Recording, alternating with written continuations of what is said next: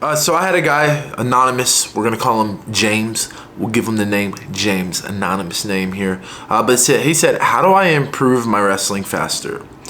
Honestly, it's with the culture that we have right now. Everyone wants to improve everything faster. I totally get it, but realistically, James, I'm gonna be completely honest with you.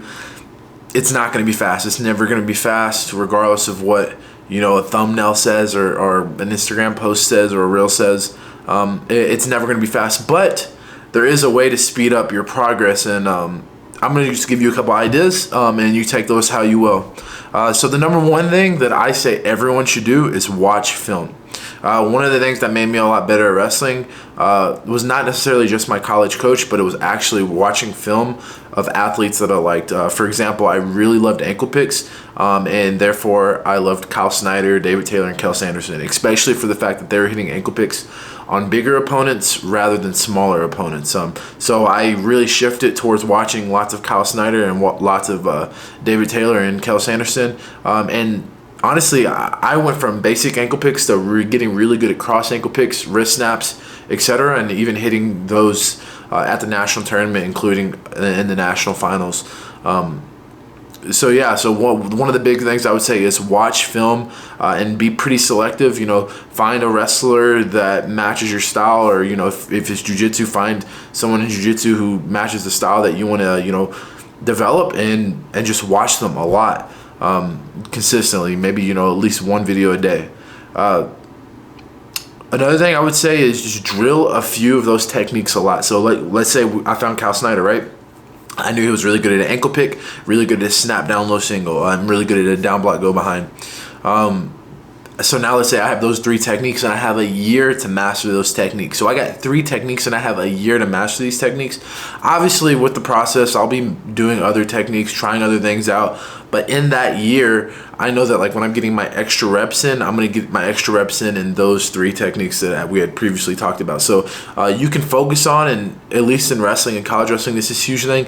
When you're getting your extra work in, or when you're doing your pure drill sessions, your main focus, if you have some free time, is to attack 2 to 3 techniques throughout the whole year. No more, really no less either. But you don't want to just have one, because then you're going to be one-dimensional, and you really don't want that. So don't be one-dimensional. Master a couple techniques and just get thousands and thousands of reps in. For me, like I said, it was the ankle pick, it was the duck under, and it was a double leg, and I got really good at all those because after practice, before practice, and extra practices, I made sure that I was drilling these consistently, to where even now I still have such a good feel with the techniques because I made it muscle memory. And the last thing that I would say, well, there's 2 more things. I'll give you 2 more things. The second to last thing that I would say is, and this may contradict the last thing that I said, is when it's time to go live, try new things and see what works for you. So I got really good at a duck under because in college I wanted to try them. I never really did them in high school. I kind of did a little bit in my Fargo days, but it wasn't my thing. But then in college I decided, I can't take down one of my partners with ankle picks. So I'm going to try to find out something. I didn't really like high crotches or single legs. So I was like, I really like how duck unders look. They're really cool looking. David Taylor was really good at duck unders too. So I just started to try it, and then I failed, and then eventually a couple of years later, in my second national finals match and in my third national finals match, I hit a duck under in both of those matches, winning both of those with a move that I honestly just learned from playing around. I didn't really have anyone teach me. I watched film and kind of looked at some instructionals, and yeah, I mastered it down. So try new things, and then just taking it back to the other step, really focus in and dive in on those things, and become amazing at them. The last thing is something that's pretty underrated and pretty important, and you can see this in jiu-jitsu with guys moving around a lot, but this also applies to your wrestling. Try to find good partners, okay? It really sucks to wrestle with people who suck. I'm not going to lie to you. When I'm doing jiu-jitsu, it really frustrates me. I'm kind of blessed in the situation I'm at. I'm a volunteer coach here at Lindsey Wilson College too, so I get to wrestle a couple times a week while also doing jiu-jitsu 4 to 5 times a week.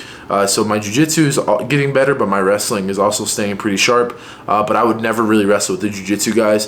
Back at Chewy's, I did a bit because we had a couple guys who were a little bit more experienced, and even then it really wasn't a good feel for wrestling. So I would say if you're really trying to improve in wrestling, find a way that you can get involved with some sort of wrestling club. Find a guy that you can do wrestling privates with.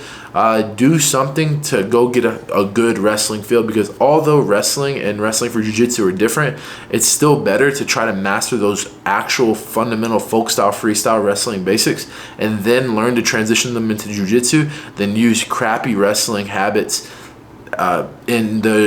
while doing jiu-jitsu. Because yes, it's going to be successful against most people who do jiu-jitsu, right?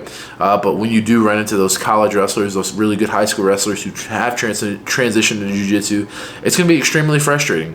So try to find good partners that are going to give you good feels and who are honestly going to raise your level up. Because, you know, if you're in a room full of really crappy guys and you're beating them up the whole time, let's say on the feet, let's say particularly in wrestling, yeah, you might be pretty decent at wrestling in that room and maybe even in the jiu-jitsu community, but you're never gonna like really jump. You're never gonna make the jump. So just go out of your way to find guys to drill with. But yeah, man, those are probably my 3 or 4 tips that I would say will really help your wrestling improve. And another thing, this is an added bonus: don't rush it, man. You don't have to rush it.